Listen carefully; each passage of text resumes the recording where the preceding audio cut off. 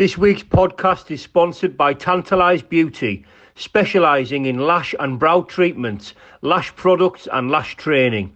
Find them on their website and follow them on Instagram. The link will be in the description. Thank you. Yes, brothers and sisters, welcome back to another episode of the Nee Divvies podcast. Very proud to announce today's special guest, Seamus Devlin. How are you, brother? I'm good, Danny. How are you, my brother? We meet again. Yes, mate. It's an absolute pleasure, pal. Absolute pleasure. Mate. Good to see you again, mate. Good to see you too, mate. You're looking well, pal. Thank you. Been a long time coming, hasn't it? Not getting you on here and getting you up here. It has, mate. It has. Yeah, a bit of content. It's been in the pipeline for a while, mate. Brother. But as you know, life throws many hurdles in there. Yeah. Things crop up, but it is what it is, and we're here now, my mate. That's it. It's an absolute honour to be here, my friend. Sincerely. Likewise, mate. We've been busy, haven't we? We have, mate. We have indeed. On the grind, lad. Yes, on the grind. Mate.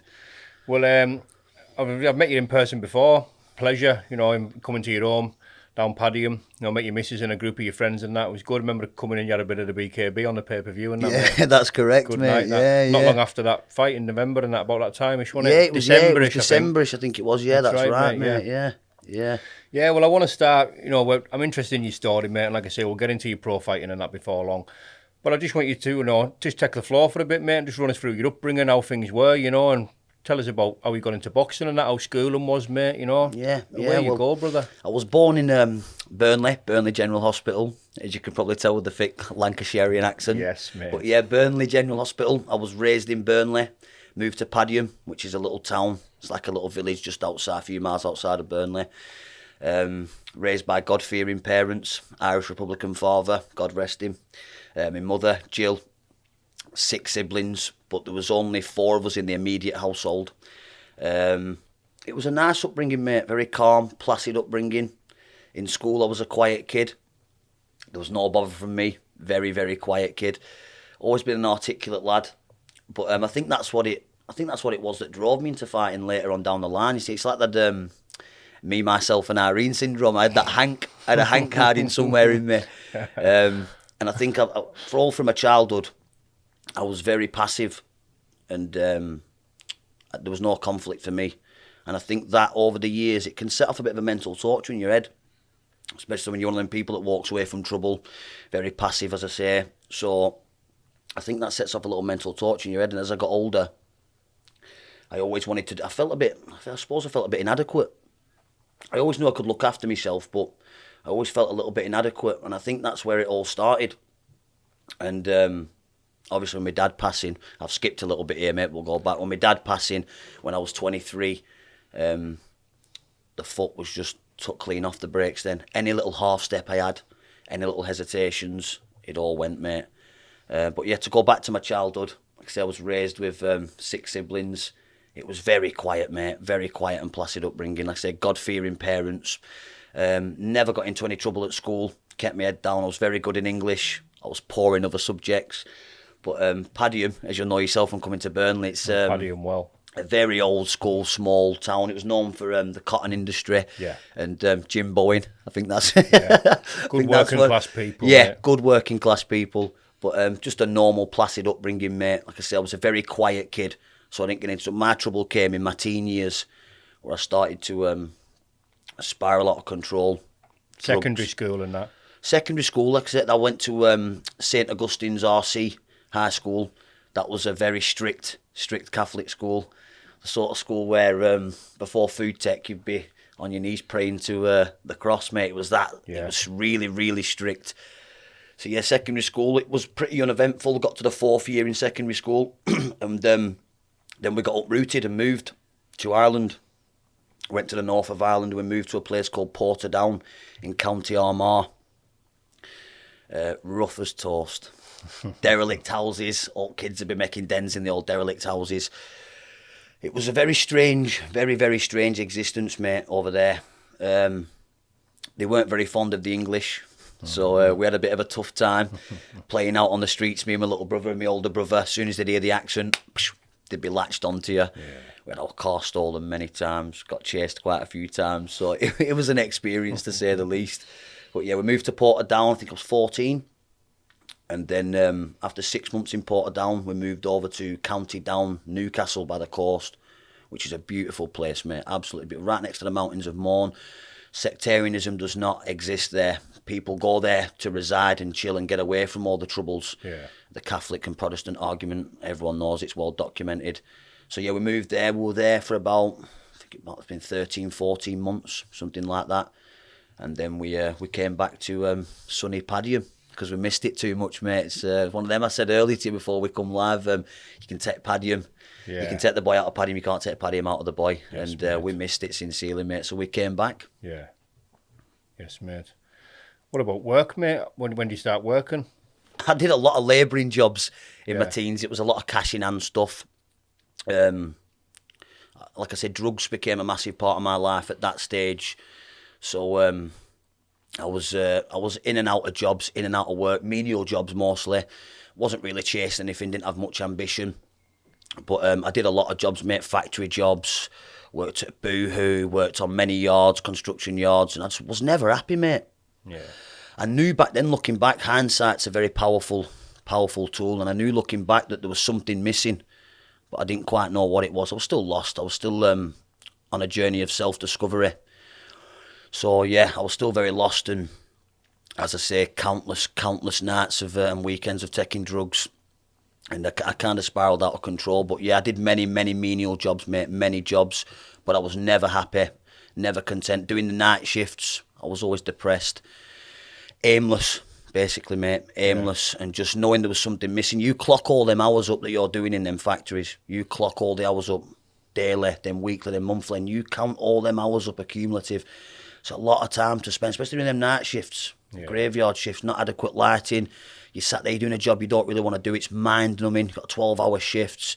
And it was killer, mate. But many working-class lads and ladies all over the UK, and people watching this will be able to relate to that. Absolutely, mate. Yeah, the backbone of this country, you know, the working class man. 100%, mate. Oh, Yes, man, mate. definitely. Yes, mate. Tell us a little bit about your drug use. You know, when you know, because there comes a time, doesn't there, when we're young, we're taking drugs. It's fun. It's a ha. You know, everyone likes drugs. We like getting off our head and that. But you know, there comes a time, doesn't there, when you recognise it as a person that it's a problem. Yeah, 100%. I think I was about 19, 20 when I fully realised that it was a problem. I think I've been on every substance you can think of, mate, apart from the obvious, the opiates, heroin. Yeah. So I've to my shame, I've had a dive into everything, mate. I've delved into everything. Amphetamine was my drug of choice. I went down to about 8.5, 9 stone. At one point, I was even shitting blood at one point. My drinking become excessive. I couldn't really put my finger on why I was doing it, to be fair. Looking back now, I'll get into that a bit later on. I do know why I was doing it. But yeah, I must have caused my mum some serious stress. A couple of times my own mum got me arrested because of the stuff that I was doing, mate. Yeah. 18, 19, I was taking doors off, going into places, taxing people. I was a thief. I wasn't a nice guy. I was the sort of kid that when people would ring up my mates and you'd be on the weekend, they'd be like, "Yeah, who you with? Come round, you know, we'll have," and they'd say, "Oh, I'm with such and such Seamus." Just don't bother. Yeah. I was that sort of kid. Yeah. You know what I mean? I was a good kid trying to be bad. Yeah.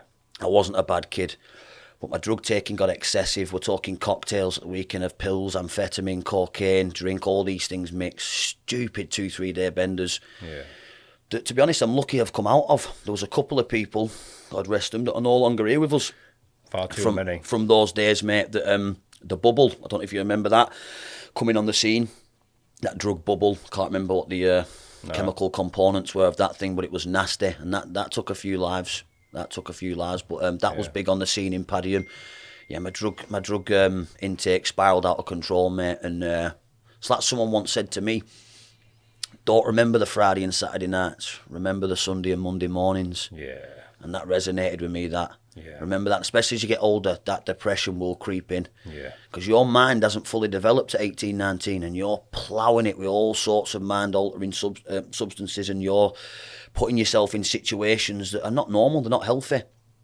And when I look at a lot of my friends from back then as well that are still struggling now with day-to-day life, all that drug taking's definitely affected them and their mental well-being. Listen, mate, 100%, you know, and it gets to the point where, like you said, the Sunday, Monday, it gets to the point where the come-downs outweigh the good times, but you don't realise it. you're just trapped in that monotonous cycle of 100%. continualisation of progressive spiral of taking drugs. Yeah. And it's just a never-ending cycle, you know what I mean? And you just had one depressing week after the other depressing week, and what do? You do nothing about it. You keep taking drugs, you know what I mean? It's a sick cycle, that addictive drug addiction, mate. Everyone ignores the elephant in the room as well. Not everybody in there, nobody's talking about it. Yeah. But everybody in there is just as unhappy or as confused as the next man sat next to him. Yeah. A lot of the friendships I formed was chemically induced. You know, you look at some of these people now. I walk past them in the street, and it's uncomfortable. Of course it is. Don't know how to speak to him. You think, I must have spoke to this guy for 3-4 hours straight, speaking absolute shit. Yeah. Some nights, and I can't even look the guy in the eye and hold a conversation. That's it. And it's very uncomfortable, mate. And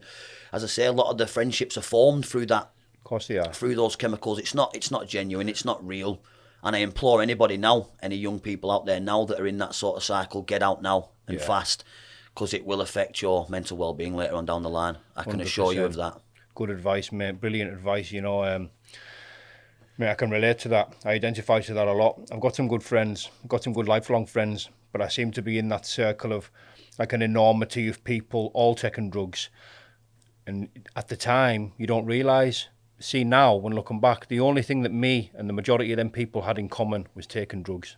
Nothing else. Yeah, 100%. 100%. It takes you a while to open your eyes to it, you know. Yeah, there's a couple of my friends from back then, from that period of time in my life that I'm still quite close with now. Yeah. And I stay in touch with them. We speak about it. And it's good that we speak about it because we can identify. Yeah. Can look back and identify and say, listen, this is where it went wrong, or this is why things are going wrong. But most of them, like you say, it's we don't even speak now. I think they're just lost. They're just lost, mate. Yeah. But a lot of people you'll see in Padiham, it's a very small town, and there's not much to do.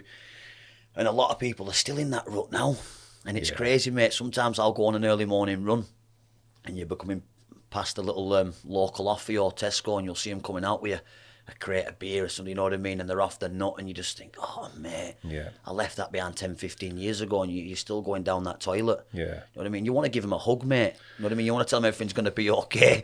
But it starts with you.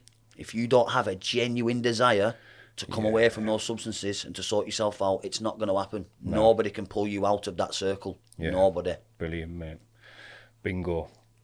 You know, tell me about, you know, the back end of this drug taking and how you detach yourself from it. Was there a specific time when you hit rock bottom, or is it was this many times you're doing the same thing? It's like drug taking for me was like the insanity.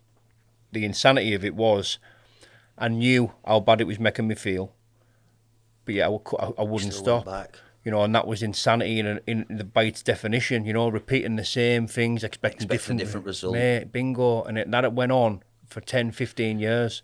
You know, was it a moment for you when you thought, this is it, I've had enough? Yeah, 100%. That was when I was about 22. I think I was 21, 22. My dad got diagnosed with cancer, and we were told it was an aggressive, I can't remember what stage he was at, what grade it was, but we were told it was aggressive.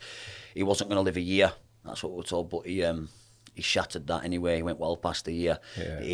He was told he wouldn't see my niece, my brother Alex's daughter, born, which he did.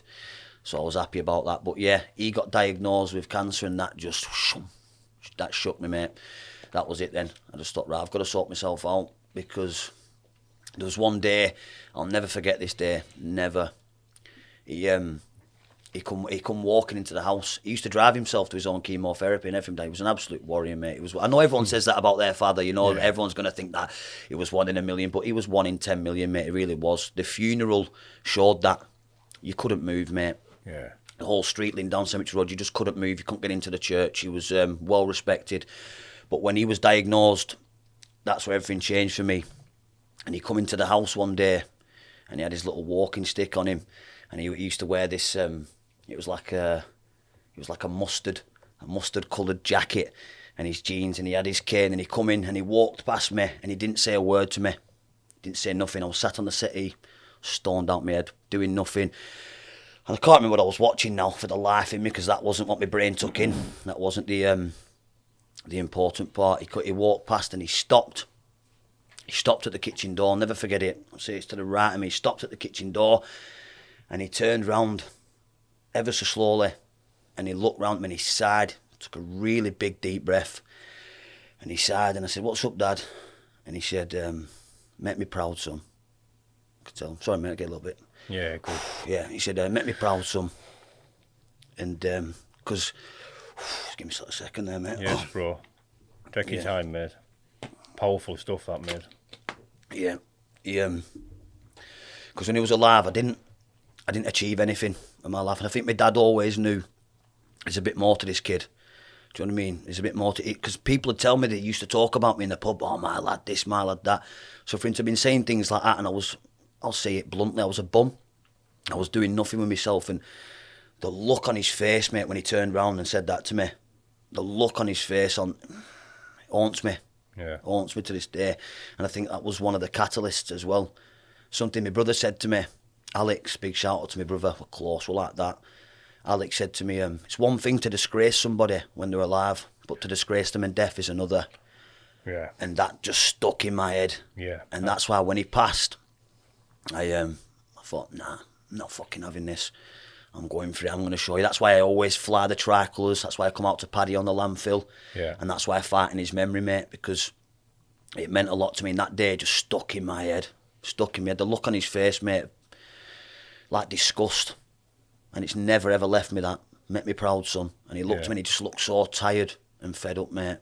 You know what I mean? So, and it hurts me to think that I was maybe adding to his stress. All sorts goes through your head. Do you know what I mean? I thought, am I adding to his stress? Am I making him more ill? Do you know what I mean? With the stuff that I'm doing. I mean, I've done the fucking house invasions, mate. You know what I mean? My own mum had to get me shot. I was living in my dad's car for about a week because I'd broke into a few houses in one night and I'd held them there against the will. You know, stuff like this, mate.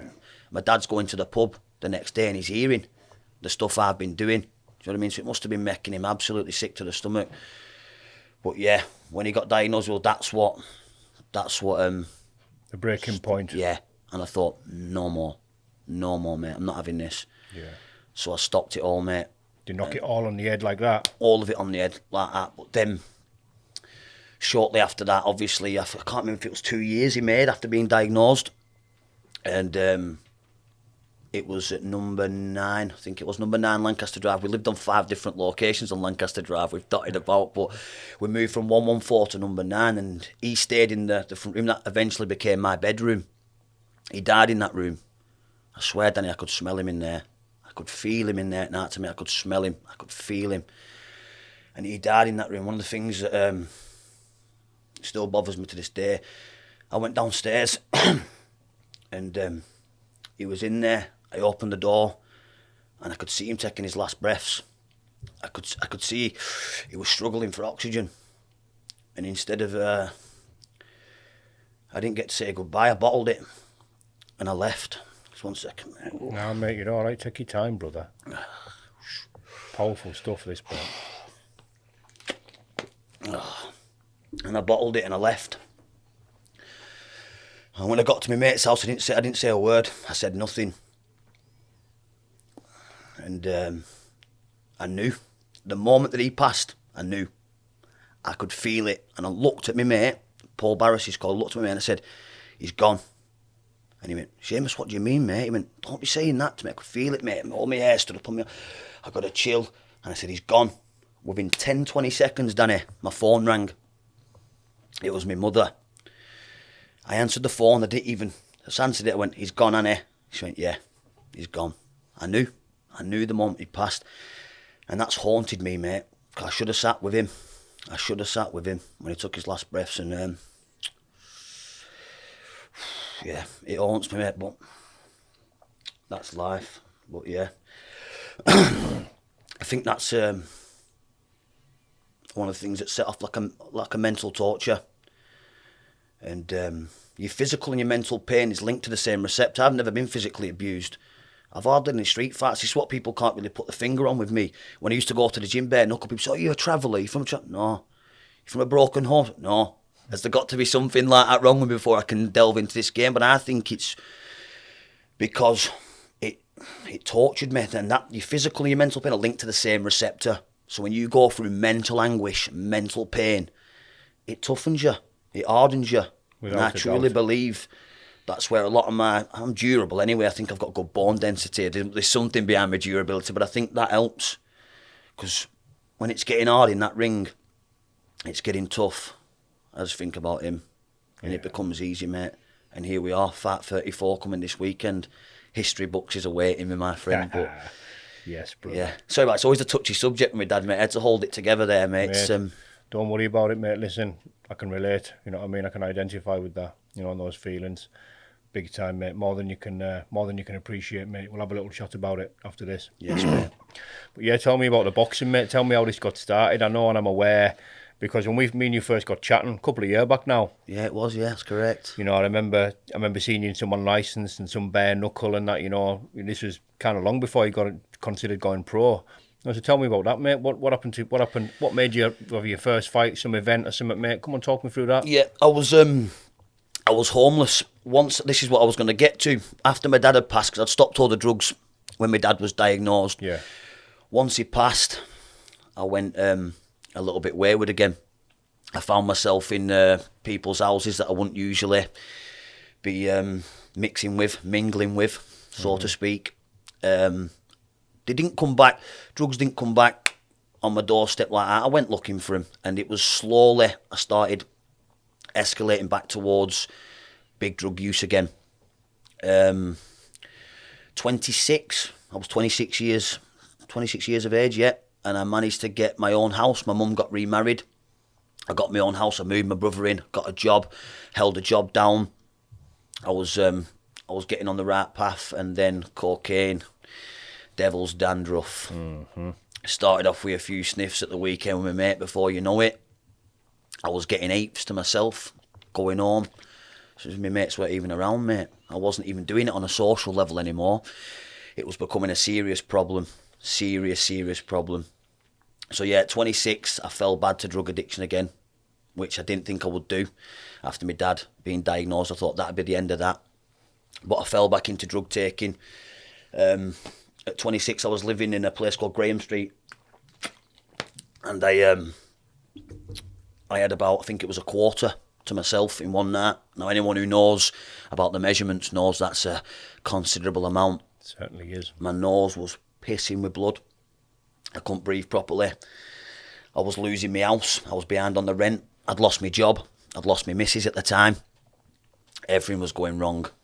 And I tried to kill myself. The only reason I'm still here now is because I didn't have enough diazepam or vodka to do the job. Thank God. Because if I'd have had more alcohol and diazepam at my disposal, no doubt I'd be gone. I think I had 3 or 4 diazepam. I just whacked them down my neck and I thought, oh, I have them there. Because I wanted to go. Scary when you've been to that depth of depravity. I wanted to go, mate. I didn't want to be here. And I thought, I've had enough of this. I was head in my hands. I've just gone bang, 4 diazepam. I had half a bottle of wine in the fridge and about 3/4 of a bottle of vodka. Boom, down the hatch. If it does the job, it does the job. I remember that's exactly what was going through my head at the time. This should do the job. I've woke up face down in my boxer shorts in a pool of bile. Absolutely horrible. And I've told a few people about this. I had a little dream, and it was my dad telling me to get up. You're not done. You're not finished. Get up. Get up. Get up. Bang, my eyes opened. I got up. My head was throbbing. Unbelievable. I'm having text messages off people that were worried about me because they'd not heard about me for days. My landlord, he's been trying to get into the house because I've pushed the settee up against the door. Mate, absolutely horrible. So anyway, I'll cut a bit of a long story short. I ended up getting evicted out the house. I lost everything. Back to square one. Homeless. Living in a shed. Literally, I was living in my mate's shed. My mate couldn't have me in at night, so I was sneaking into his shed with a quilt and sleeping in the shed. I did this for weeks. One day I was walking across the car park to, can't remember where I was going now, to be honest. I was walking across the car park that leads away from the shed that I was sleeping in. Still drug using at this time? No, because I was absolutely finished. I had no money, I had nothing. Yeah. So I was just basically wreck and ruin. Mm-hmm. So I wasn't taking drugs at this time, no, and I was slowly on the mend psychologically. I was walking across the Malvern Avenue, it's called, little square, nice little area in Padiham. I was walking across the square and it leads to like a little park not far from my brother's house, and a friend of mine, he's my brother's engaged to his sister. It's called Phil Bleasdale, and I owe that guy, oh mate, I owe that guy so much what he did for me. And he stopped me in the street and said, basically, the fuck's going on with you? I mean, what are you doing to yourself? So I told him what's been going on. Told him I've lost the house. He said, I'm not having you living in a shed. Not a fucking chance, mate. Get your shit, which it wasn't much. Get your shit and get into mine now. This man converted his kitchen into a gym. Said, right, start training, get that feel-good factor going. He's teaching me, because he did a bit of amateur boxing when he was younger as well. He started teaching me a few things. At the floor-to-ceiling ball, punch bag was up, everything, mate. He had the mitts, he was helping me out, he was feeding me. I mean, this guy had 3 kids himself. He had 3 kids, 2 dogs. So, you know what I mean? I was just another expense, mate. But he didn't look at it that way. Yeah. Honestly, mate, what a human being. Restores your faith in humanity. People like that. Took me in. And this is where it started. It's a funny old story. His motherboard on his computer had broke. And he was fixing it back up. And he must have been there for about an hour. And I'm training away. Got his little cones out. I'm doing a little footwork exercise. You can do it with the plant pots. I'm working away. And he's fixed it. He said, I've got this sorted now. And he's turned it back on the computer. And when it come, all the old tabs appeared at the top. And I seen the Facebook tab. So I said, click on that first, mate, that Facebook. I'm going to check my Facebook when I finished here. And when you click on it, back in the day, it used to have a keep me logged in. You could have a tick on it there, keep me logged in. And the tick was on it. So he clicked on it. And my email and that was there. So I said, log in for us, mate. Boom, logged in. And he was scrolling down. My Facebook page. And just out the corner of my eye, I'm just next to the punch bag, and he's there in front of me, just to the left. I seen, and he's scrolling, and then he scrolled down, and I've seen something, because back then it was different as well. There's a little square picture, profile picture, and the status. And I've seen, as he scrolled down, I've seen something that caught me, and I only seen like 2 words, and the picture, and I just seen the picture, and I thought, that's Sean Smith, that. I got to say, scroll back up, and he scrolled back up, and I looked at it, and it said, advertising for bare knuckle fighters. I thought, that's a bit of me, that. I'll have a do at that. And I'm nearly 27 at this time. And that's where it started, mate. This is where it all started. I messaged Sean Smith. He runs UBKB. People will be familiar with him. Yeah. I went down there. He said, there's a training day. Come down and see what you've got. I went down and I joined UBKB. And I didn't miss a training session. My first ever fight was bare knuckle. I did it bare knuckle first, then did a glove fight. I had 2 fights in the space of a week. I had my bare knuckle, then I had a glove fight. I lost my first bare knuckle, close, could have gone either way. Looking back, I was a bit like a rabbit in the headlights, and I was self-taught. I was training in my mate's kitchen for 10 months, so I was still very raw. But that's where it all started, mate, in my mate's kitchen. He took me in from the streets, and at 27, I made my debut. Brilliant, man. Some powerful stuff there and all before, mate. Thank you, brother.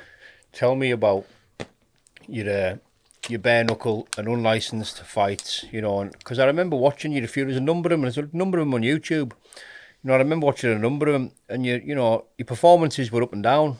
You know, performances, they were up and down. You know what I mean? You weren't consistent. You know what I mean? 100%. From an outsider looking, you weren't a consistent fighter. You know what I mean? And it was nothing to do with your opponent. It was you. Yeah, I'm glad you brought this up, Danny. You know what I mean? You weren't, mate. And tell me a bit about how this consistency ended up manifesting itself into you wanting to become pro. Yeah, I'm glad you brought that up, mate, 'cause I was thinking about this earlier. I was very inconsistent. Depression was still a massive part of my life. I don't think I'd come to terms with my dad's death. I'd not fully I wasn't at peace with it.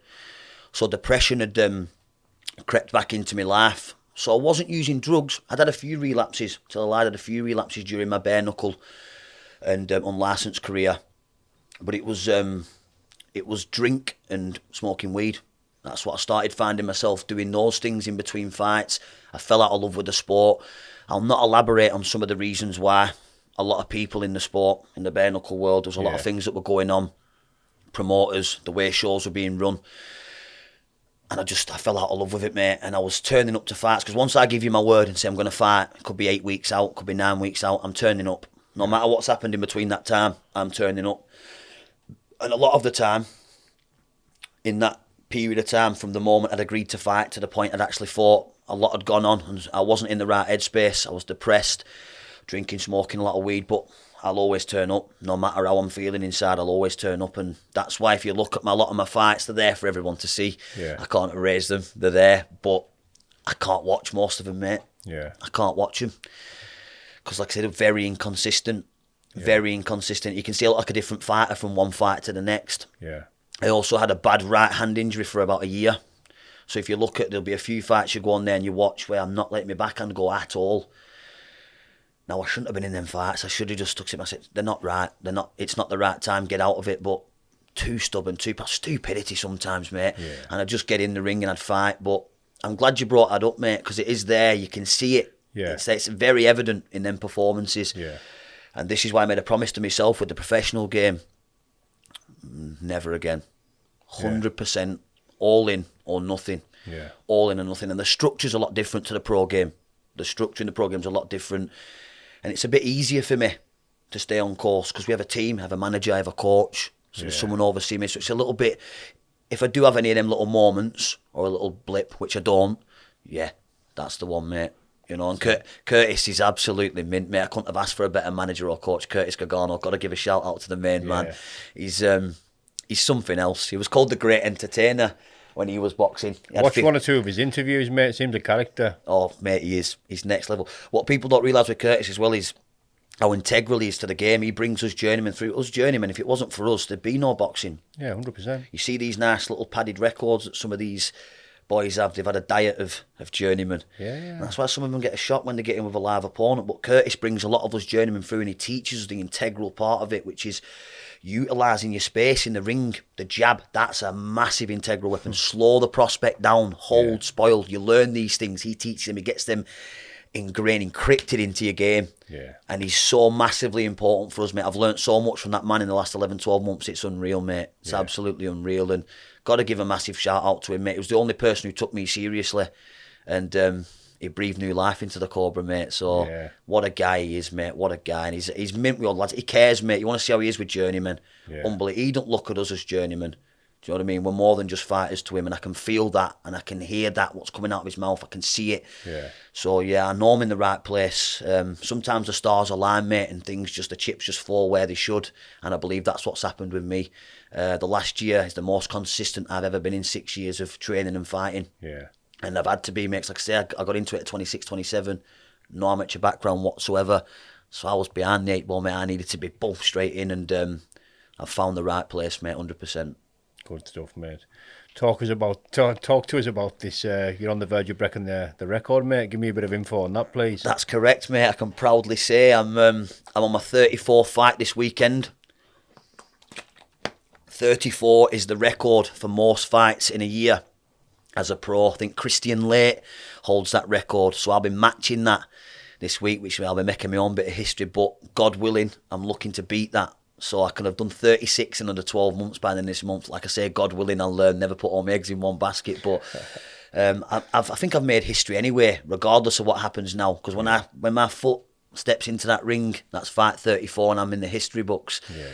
Peter Buckley, he did 29 in a year. I correspond with Peter every now and again. He's an absolute legend. I've nearly finished his book. He's absolutely class. He was Peter Buckley. 100%, mate. What a nice guy, king of the journeyman. I mean, he did 29 a year, but if you look at the opposition, I've not had it easy. If you look at my resume, it speaks for itself. But I mean, Peter Buckley was consistently fighting these type of high-profile fighters. He was consistently fighting on the top cards.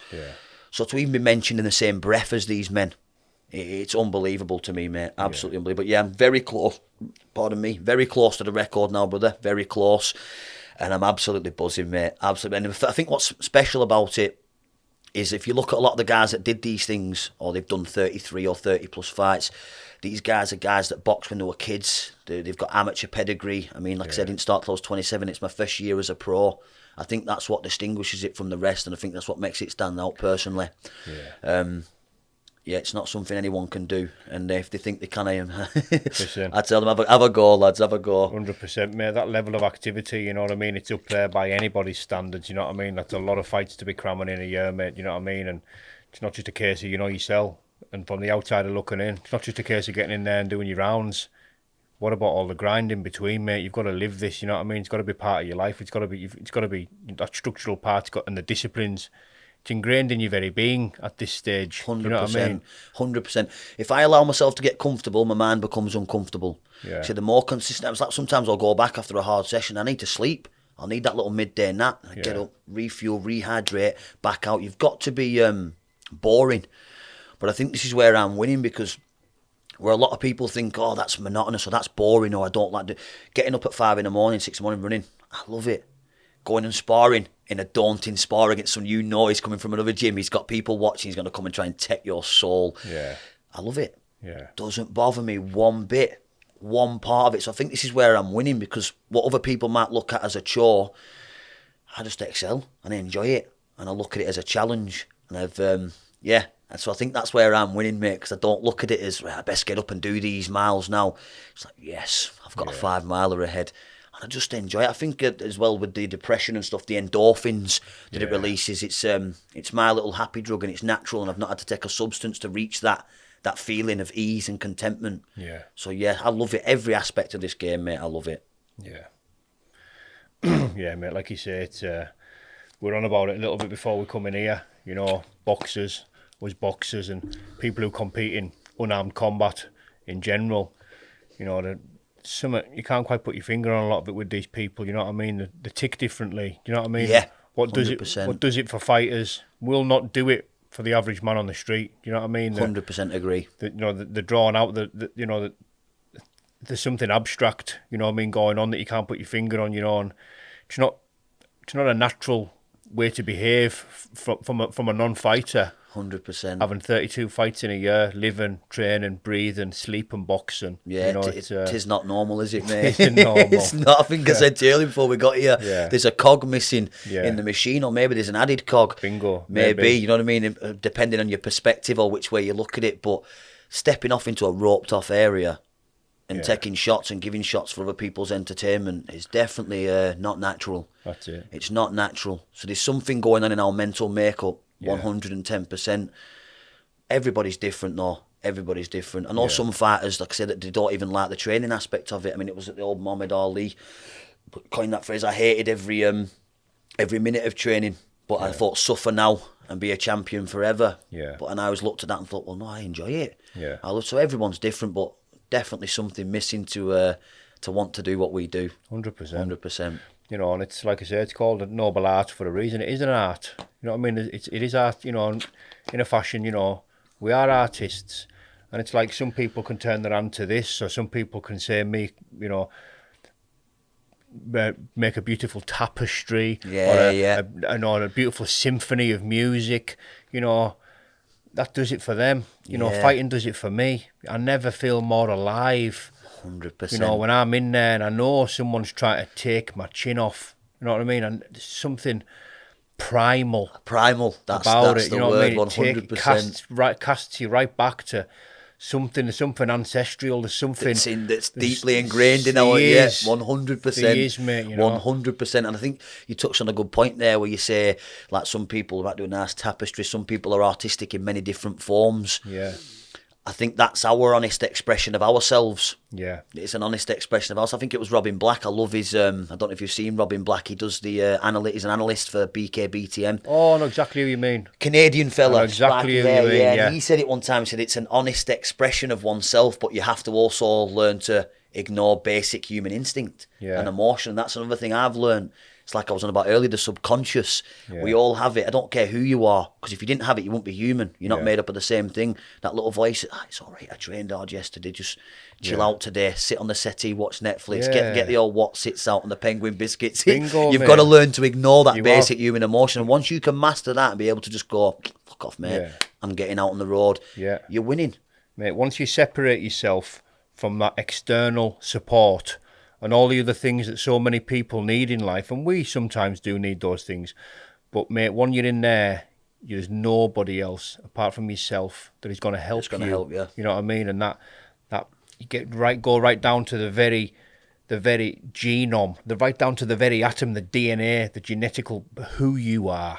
That's what it does for me. Yeah. That lets me know what I can do and how deep I can go. Yeah. And I just never feel so alive. It's amazing, isn't it, how much self-respect you've got and how much resolve and mental fortitude. It tests all those things on a different level. I mean, even you got your runners and stuff, and this is a good example.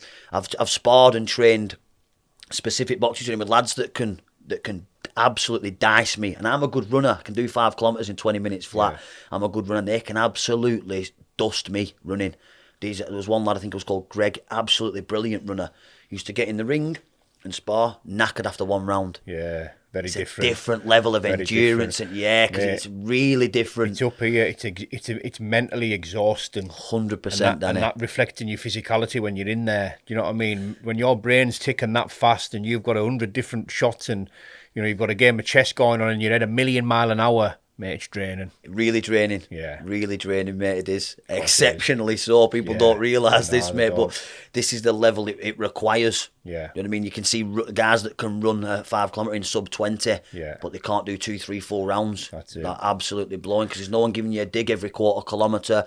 There's no one asking you to overthink on that run. Yeah. You get in tune with your breathing and you keep moving. Yeah. And that's so it's an absolute different level of stress and strain, because that's what it is. It's learning to cope and be comfortable in that stress, because once you're comfortable, you're more relaxed. You'll see a lot more that's coming at you. Yes, you'll be able to evade shots coming at you, and you'll be able to get your own shots off because you're a lot more loose, relaxed and less rigid. Exactly. But tough old game, mate. Old game, but Absolutely. so rewarding. Yeah. So rewarding. Any young lads out there now that think get into boxing, I'll tell you now, it'll save more lives than it will ever take, and that's a fact. 100, mate.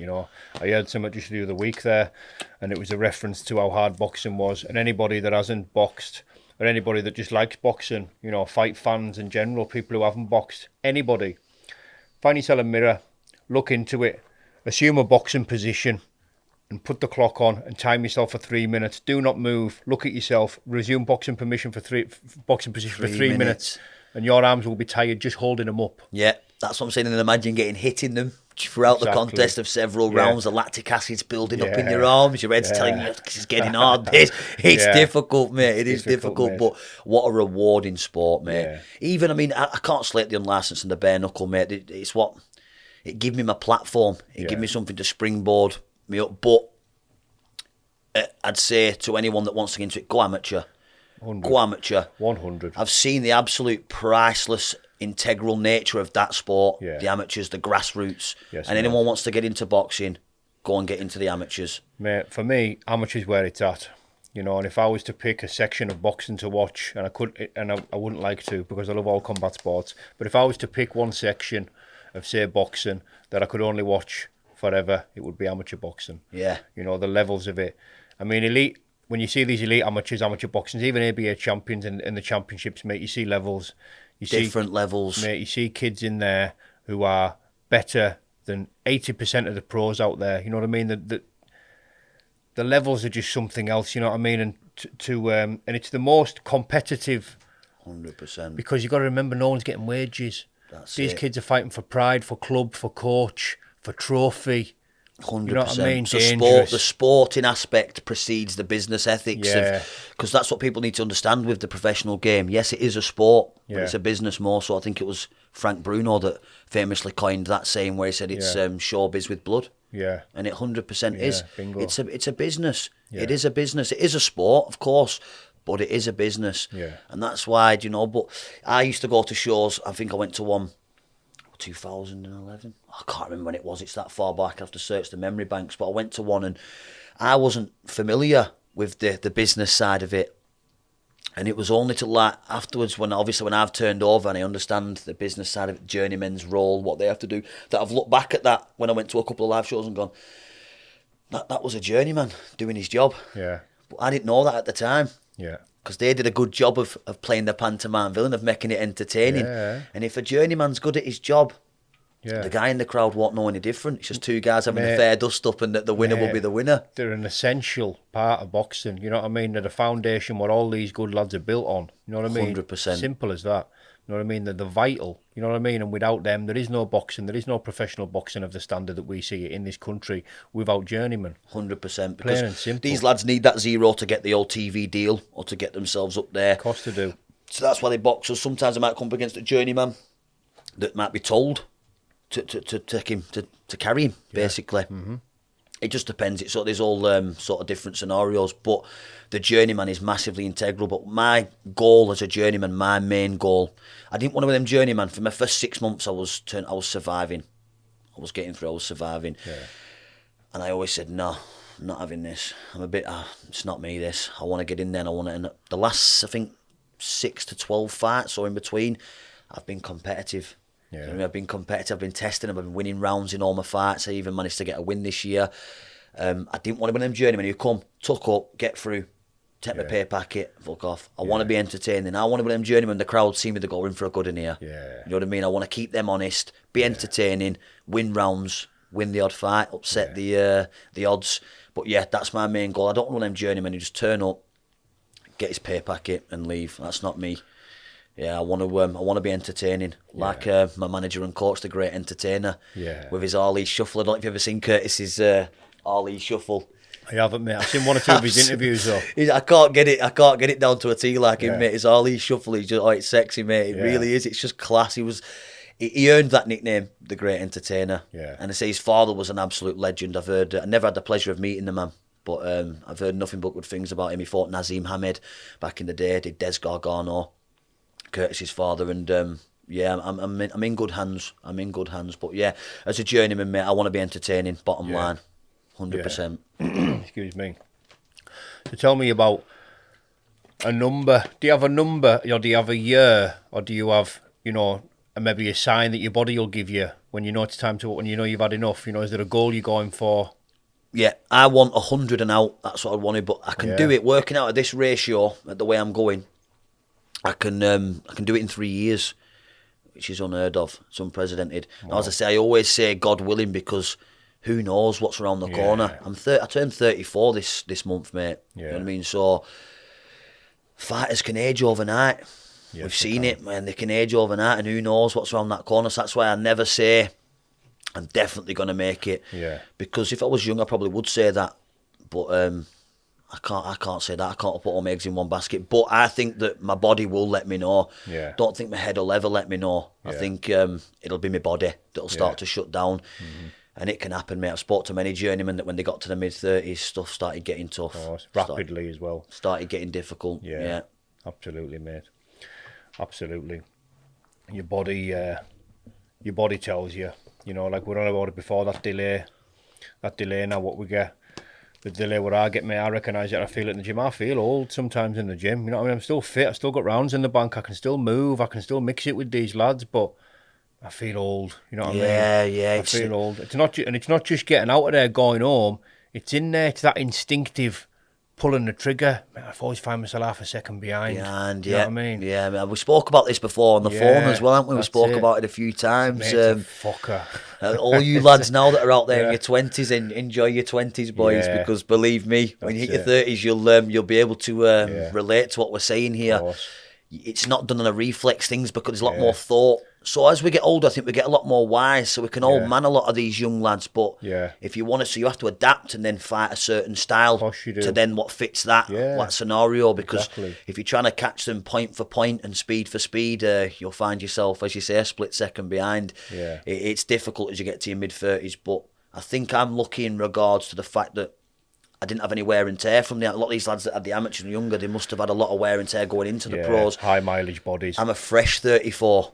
So low mileage for myself, but who knows, mate? With the amount of fights I'm having in a year, that could soon speed that up. Exactly, mate. We're on about it before, God willing, and it's such a dangerous sport, mate. One good punch, you know what I mean, could separate you from your punch tolerance forever. You know what I mean? That's the one, got to be careful, bro. That's the one. You know that yourself. 100%, mate. 100%. If you won't be mindful of it, you won't be human. But you've got to. You can't allow it to take over you. Yeah. Because the moment you start worrying about if you're going back home or not, you're done. Yeah. You'll not perform. You should get out there and then. 100% agree. 100%. We're on about it before, but you need to be at one with the danger. At one. What I mean? You need to be at one peace with it. 100%, Danny. Yes, 100%. Mate. Once you understand it's dangerous, you know the risks. You know the occupational hazards, and they're a bit. The stakes are a bit higher than the usual occupational hazard. But once you've come to terms with that, it's like a soldier. I think it was on Band of Brothers. And it stuck in me where he says, "The sooner you tell yourself you're already dead, the better."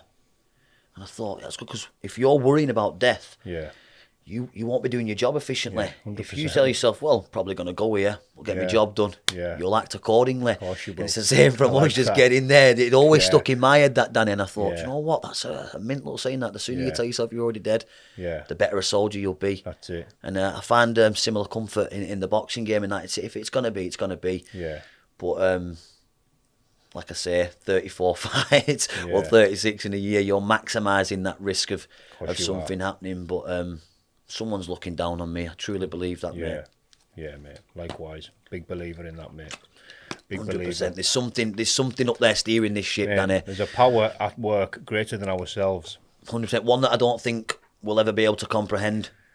I don't think our brain will be able to comprehend. Mate, we don't need to understand it. We don't need to understand it, do we? Just go with it. You know, look at that light, electricity there. I don't know how electricity works, but I enjoy all the benefits from it. Yeah. You know what I mean? I've heard that before. Exactly. And it's like higher power. I don't know how it works. I don't need to know. I don't need to understand. My brain.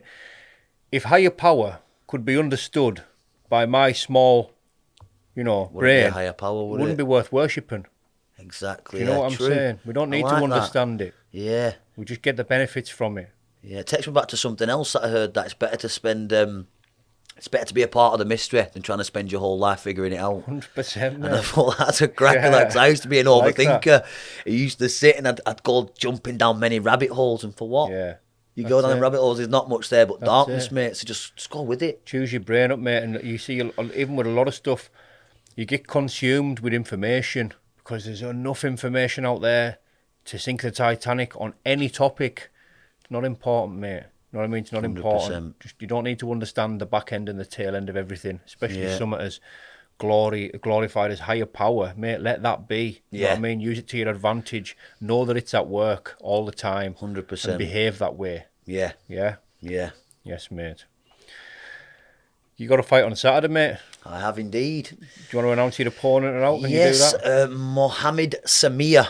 The gentleman's name, he's lightning, mate. I was checking him out on the train journey over, and he's mustard, mate. Yeah. He looks really good. Shot variety, class, hand speed, lightning quick. Yeah.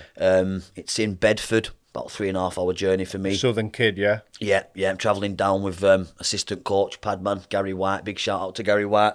Class. Top human being, mate. Brilliant. In fact, he was a good undefeated ex-pro as well, and a good amateur was Gary. Yeah. You won't think that from first meeting him, but yeah, heading down there with him to Bedford, and this is equaling the record. So God willing, I need to be switched on because, like I say, this will be a history in its own right. But I want to go that little bit further. I want to set a benchmark and a bar that's hard to break or that's unbreakable. Yeah, my man. Talk a little bit about modern boxing, mate. You know, who's your favourite boxer of modern times? Of modern times? Yeah. Do you know what's a good question, that? Because there's a few. If you go back to the old days, there's quite a few. I mean, Hector Camacho, Macho Camacho. Absolutely class. I mean, I was watching some the other week and I had to turn it off before the end because it was sad to see when it was coming to. I mean, when he boxed Sugar Ray Leonard, though, Leonard was coming to the end of his time. But I think it was Oscar De La Hoya that he boxed. Yeah. And Oscar, you could just see. Oscar was on the up then. And he was coming on the way. And it was sad to see, mate, because what a controversial but enigmatic character he was. Mate.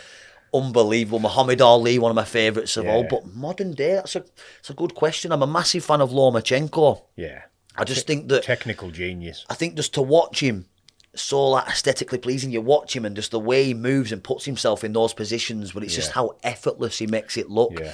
He's never out of position. He's always on point. Yeah. Me personally, I think there was something wrong in that Lopez fight. I don't like to make excuses for fighters. I think he's come out publicly and said as much. But modern day, it's got to be Lomachenko. Yeah. The guy's just special, mate. Brilliant. He's just absolutely special. But there's a few worthy mentions, mate. There's some absolute top fighters. I rate Conlon as well. He just lost to Lee Wood. Mate, that was some fight. Some fight, that. Some fight, that. And they both were just such on that level. It was such, you just looked like someone was edging around and edging around. And then the other guy had just, it was something else, weren't it? It was brilliant to watch. I watched that again the other night. But Conlon, I love Conlon. I think he's absolutely class. Yeah, I like his character as well. Yeah. I like his character, mate. Got star quality, do you know what I mean? Yeah, and he has 100%. Thick Irish accent's always good on camera. You know it what I is, isn't it, mate? It always goes down a treat, doesn't it? Always goes down a treat. But Conlon's absolutely class. But don't think the landscape of boxing's the same anymore, mate. I think you'll have seen that yourself. Yeah. It's not the same as it used to be. It's different. I think all the governing bodies now, IBO, IBF, WBA, WBO, WBC. It's like give you an headache, mate. The Venn diagram to keep up with. It's a monopoly, innit? Yeah, and I think a lot of the boxing fans now are being shortchanged. Yeah. And I think this is why MMA is swallowing boxing up with the numbers, because you're number 1 and number 2, you're getting it on, or you're getting your belt stripped. Now you've got 7, 8 routes you can go directions. down. Yeah, and it's madness, mate. It is Well, madness. that's the big thing about the UFC. What I like it the most, it's a league. Yeah, You know, it's a league. That's it. There's one man. You can go for him or you can't. There's one man at the top. It's like a pyramid. Do you know what I mean? 100%. It's a league. I mean, I think boxing could take a lot from that. It should. You know, and like you said, all these different directions and that you've got. And not only that, I mean, I think a lot of the pay-per-view fights and that, I think leave a bad taste in the customer's mouth, because I mean, when I was growing up, you got all these amazing world title fights, Collins, Ben, Eubank, all those fights. You didn't pay for those fights. No, but they were on. I think I remember watching it with my dad on ITV when I was Friday night fights and that. When I was 6 or 7 years old, mate. Yeah. You know, and it's just the progression over time. Now you're paying, and no disrespect to these lads, you know what I mean? And if they can earn more money doing so, fair play to them. But you know, I'm not going to mention any names, but you see some of these fights, mate. They're not pay-per-view fights. No, they're good fights. Yeah, but they're not pay-per-view. They're not. Yeah, they're having our pants down, aren't they? Really, do you know what I mean? You see some. I mean, I only have to scroll down my Facebook on a weekend after a show's on, or during a show, a pay-per-view show, and I don't have to scroll down very far to see half a dozen or a dozen complaints. Disappointed. Of disappointment, basically saying, what is this? Yeah. And it brings me back to that point earlier that boxing's not the same now. Yeah. I mean, I don't think there's many UK journeymen. Yeah. Good for me. I'm getting a lot of work, but Yeah. I mean, I've been in the changing room several times, mate, and I don't needed a translator. Yeah. You know, there's no English fellas there, and some of these foreign journeymen are just nails, mate. Hard as nails. Yeah. And I've got quite friendly with a few. I mean, there's not much going on in the conversations. I mean, there's a couple of Mexican lads that just called me the Mexican, what's it now they call me? I can't remember what they call me now. I think it's the Mexican Cobra, something like that. But yeah, that's all they say to me. So that's all we can communicate. But there's not many English journeymen now, mate. The whole landscape of boxing has changed at every level. Yeah. All the layers in that layer cake, it's changed, mate. Definitely. It's changing. Couldn't really say for the good, to be fair. Mate, I'll take us back to what I was saying before. You know, if you are a fight fan and you love watching boxing, have a find out when your local amateur show's on. Go down there, pay 20 quid to sit in and watch the amateurs, because you'll get a good night down there. Amen. And not just that, Danny, as well, you'll know yourself from boxing amateur, and you'll have a guy that you can say that you're affiliated with that was almost like a father figure. Yeah. These amateur coaches, they're different breed, because they're coming from a place of honesty and sincerity, because there's nothing at the end of that. There's no pay packet that they're going They to. just want you at your best. At your best, and it's all about the bragging rights of the club and the pride and the honour. That's why I think Bingo, mate, I like that's that. why I love the grassroots, mate. It's why I wish I'd have got into boxing as a youngster. I wish I'd have gone down that route, but it is what it is. It's spilt milk, and it goes back to that point. I say anyone that wants to get into boxing, go down there. I mean, even the board now, lads that are trying to get through, because I got through the gate before the gate closed. When you go and you apply, they want to know what experience you've got. Because the board, I will say this about them, they're very good, they're very thorough, and they want to know what you've done. They want to see proof, not say, I've had 10 amateur fights. They want to see your amateur card. They want to see it all. So what's happening now is, I managed to apply. They've seen, it must have been suffice for them. They've seen what I've done, the bare knuckle, the unlicensed, and I managed to pass my assessment, my interview, my medicals, and I got in. But it was shortly after that they were saying, no more, you need to have that amateur pedigree. You need to have at least 5 to 10 amateur fights now. And it's good that they're doing that. Certainly is. So now the other lads are having to go into that environment, into that amateur environment, and develop the skill set before they can even consider turning over. I think it's good they've done that. I really do. Well, look at the difference when you go back to basics in the amateurs. You know, it's footwork, positioning. Yeah, mate, that's the basics. That's the very backbone of throwing your punches. No matter how hard you can bang or what you can score on the punch machine, if you can't slide in and get your legs in the right position, mate, all the best with trying to land that bomb. You know what I mean? Because it's never going to happen. 100%. And then there's that difference between the amateur and pro game. There's a lot more hooking, a lot more setting traps and setups in the pros. But when you look in the amateur, mate, everything's off the jab. Technical, conventional perfectivity is what they try and teach you. You know what I mean? Yeah. Obviously, you've got to adapt your own style and bring that into it. You know, they don't just teach one way, but it's one conventional style of boxing. You know what I mean? Amateur boxing, everything from the jab, footwork, and everything else that goes with it. The basic fundamentals, Everyone should take them into the pro game. 100%. And what you've just touched on there, it's like in the pro game, there's more, you sit down more in your shots, you set traps, you draw the lead out of them. I mean, I've watched some amateur fights and the pace is just, it's a different pace, isn't it? Like two cats in a bag. It's spot on. They set a completely different pace, mate. It's completely different. Yeah. But it doesn't mean a good amateur's going to be good as a pro, he's going to be bad as a pro. I've seen some top amateurs turn over and not do as well in the pro game. But yeah, the amateurs, mate, it's so integral. And as you said, that perfectivity, that just clean technique. Yeah. You box with your feet, not your arms, your hands. You your arms and your hands are just the implement used to deliver that force, which is coming from your hips, your feet. Like you said, if your feet aren't in the right position, good luck trying to land. You'll find yourself on Queer Street in no man's land. You will. Fresh air, hitting absolute fresh air, mate. It's you box with them feet. You got to get them feet in the right position. I found that out straight away when I'd spar some of the lads that had come down, and you'd think, how comes I can't pin this guy down? Sometimes it's just a little feint with your feet. Draw lead, then step in. That's a little step, and you just have to learn these little and them little 4-inch steps. Little 4-inch steps, massively important, everything, mate. It's massively everything, important. The difference between making impact and falling short, you know what I mean? 4 inches. 100%, mate. 100%. It's crazy. There's so much to it. I mean, when I was told you'll never stop learning in boxing, I thought it's a bit of a cliche, that. Surely there's only so much you could... No.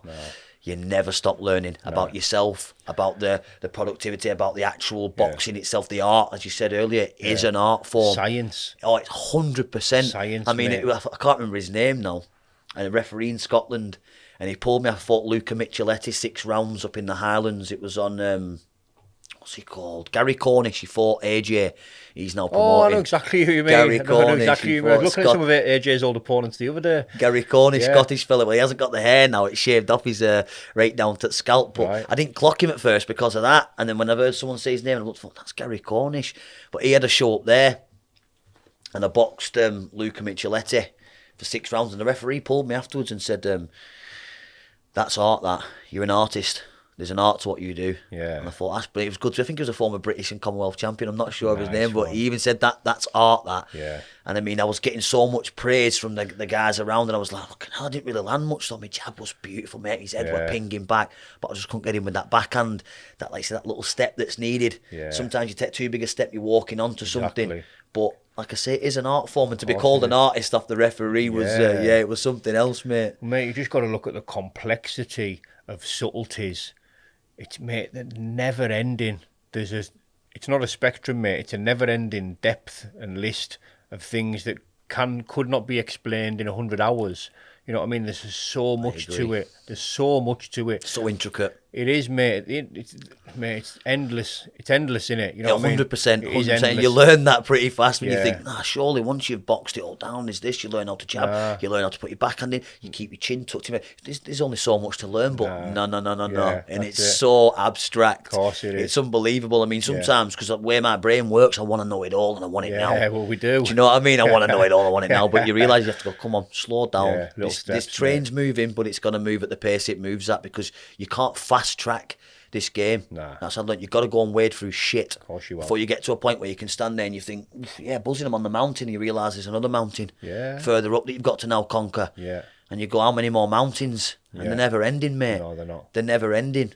I think even if I get to the end of my career, whenever that may be, however that may be, I think I'll still be learning stuff. Yeah, well, you do. Yeah, this is the thing. And the moment that you think to yourself, I've got it now. I know everything. You'll get stuck in the mud and you will get found out.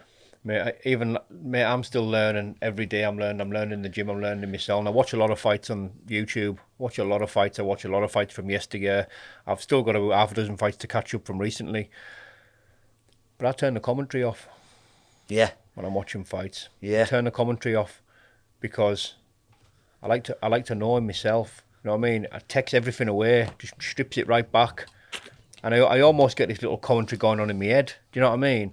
And try to like break it down a bit and thing. And, you know, I mean, I could never do what I know, but I could watch a fight between 2 elite world champions and I can tell you what one should and shouldn't be doing. Doesn't mean I can do it. You know what I mean? But you pick up on these things through time, through knowledge, extensive watching boxing and just being a passionate analyst as well. You know what I mean? Yeah, I find myself doing that, and that's why I smiled when you mentioned that, because I do that myself, and it stems back to my dad again, God rest him. Jim Watt. I don't think my dad was a big fan of Jim Watt. He used to say, mute him. Because he'll have you thinking the guy who's losing is winning. He said sometimes it can be a little bit untoward. So my dad used to say, mute him. Mute him. Do you know what I mean? And watch him yourself. And you can give it then an honest analyse. You can analyse it honestly. So that's why I smiled when you mentioned that, because I thought I've done that myself several times. But like you, I love sometimes just sitting there. There's nothing else, and I think, do you know what? I'm going in for an hour or two. I'm going in deep, and I'll end up putting some of the. I love the 80s, 70s, 80s, early 90s. Mate. That boxing starts to change in the late 90s, in the noughties. It started to change. There was a shift. You could see that. The Fab Four for me, you know, growing up, fetched up on them. Fab Four. Brought up on the Fab Four box set, mate. Unbelievable. I think it was one of the first things that sat on. I can remember it right now. I can remember the exact place we lived, Cambridge Drive. I was 6 years old. 6 or 7 years old, Cambridge Drive, on the old Sky Sports box. You had like 3, you could switch it, it was a white box. Do you remember them? Switch it, Sky 1, Sky Sports 1, and we had it and we switched it on and we were watching Chris Eubank versus Steve Collins. And I was hooked. My dad was supporting the Irishman, of course, and I was going for the Englishman. He come out, I think he come out on the Harley Davidson, didn't he? It was Burgundy like Harley. Enigmatic, and you're looking at who is this guy, and I remember looking, just being absolutely in a trance at this chiseled man coming in, like just the way he come in, that charismatic, and the way they carried themselves, and to watch what they actually did in the ring. For me, it was like, that's what I'm saying about hindsight. Even looking back, Danny, I've always known it was a bit of me. And my brother sent me an old picture the other day, me with the old Steve Austin belt on, because I was a big wrestling fan. And my brother said, looking back, you've always been chasing the thrill of the crowd, always. I think I needed to lose everything, me, mate, before I anted up and went, you know what I mean, that's it, I don't care about any half step. That's what we need, any half step, any hesitation, gone. Mate, it's not uncommon, you know. You get everything stripped away, but you come down to that lower than you've ever been before, wallowing in the depths of self-pity, you know what I mean? It can only happen so many times before the penny drops, and it's like, got to start somewhere, and that start usually is no further down than you can be. Yeah, 100%. Because there's nothing else to lose now. Out of the darkness, mate. Yeah, there's nothing to cling on to, and there's nothing else to lose. Exactly. I always say like a phoenix. Like a phoenix being reborn, had to burn in them ashes. Burn to the ground and then being reborn, mate. But mate. Some beautiful things have happened to me since then, mate. Do you know what I mean? And I don't believe in coincidences anymore, Danny. Likewise. Not a chance, mate. Yeah. Don't believe me and you sat here across from each other now talking has just happened through chance. No way, Not mate. a chance, mate. No way. And I could feel that, and I knew that the first time we met. Yeah. When you came to mine Class on English Street. Day, Yeah, it was. Class it was good, and it was long overdue, so it was really good to meet you. Yeah, good bunch of mates as well. Do you know what? They are a good bunch. Like, a lot of them don't really do much talking. They're not big talkers, and they're my sort of guys. They don't do much talking. They're nice, very quiet. I think it was you being there might have made them a little bit more quiet, because they've seen you on YouTube. I mean, they're a bit starstruck, mate. They definitely were a bit starstruck, but they're very quiet lads. Yeah, they seem that softly spoken, respectful, and they're a mint little bunch, mate. They're a mint little bunch. Yes, absolutely class. I'm gonna ask you a question. What I'm starting to ask everybody now: where do you see yourself in 5 years, or where would you like to be in 5 years? That's an expansive question. Where would I like to be in 5 years? One, happily retired. The quickest centurion in history. If I could say that in 5 years, I'll be happy. I think I'll be managing. I want to have my own gym. I want to be managing. Curtis is always encouraging me to do that when it's done. So Les Potts from the board, I speak to him. Absolute gentleman, Les Potts. He's from the central area. Always gives me some good advice when he sees me at shows. Basically just saying, if you want to be around the sport, looking to get in your seconds, like your corners licence, your manager. I want to do all that. Firstly, I want to get it all done, mate, and I want to stay around the sport of boxing. I want to be heavily involved in boxing from now to the day my lungs no longer occupy air. And in 5 years, that's where I'd like to be. A gym owner, a manager, managing my own little crop of fighters, with all my kids and my missus healthy and above ground. And if I can be in that position in 5 years, mate, priceless, brother, priceless. Brilliant, mate. Brilliant, mate. What a way to end the podcast. Is there any shout-outs you want to give, mate? Anyone from back home? Any businesses, brands, any fighters? Anyone, mate? Go for it. Yeah. I've got to give a few shout-outs, actually. I've got to give a few shout-outs to my brothers, Paddy, Alex, Adam. Massive shout-out to you boys. Luke Vaughan from Roof Kings in Bolton, one of my sponsors. Absolute legend. This guy does so much for me. Upright scaffolding. You know you are. Right, scaffolding, Declan McKenna, absolute mint guy. If it wasn't for these guys, mate, it would be a little bit of a rougher journey. That's all I can say. These guys helped me out massively. Lee Wilson from Boxing Marketing Services, who's actually working with me at the minute, trying to secure me some long-term sponsorship. What he does for some fighters is unbelievable. So I'm going to have to give him a shout out. He secured sponsorships for Sam Eggington, Jack Catterall. And he's working for me at the minute. He's trying to secure me something. So shout out to him. Massive shout out to Sean McFarlane, one of my good friends, one of my best friends in life, through the bare knuckle game. And we're the only two people from that patch and period of my life that have stayed in touch and still corresponded. So I've got to give a shout out to him. Sam Robson, a good friend of mine as well. My missus and my kids, and I think that wraps that up, mate. Yeah. Yes, mate. Pleasure, mate. Absolute pleasure, mate. An absolute honour, mate. Listen, mate, big time. We'll go for a sit down, a little something to eat, and a bit more chat, yeah? Yes, mate. Pleasure. Top man, Danny. Brilliant, brother. God bless, brother. Nice one, mate.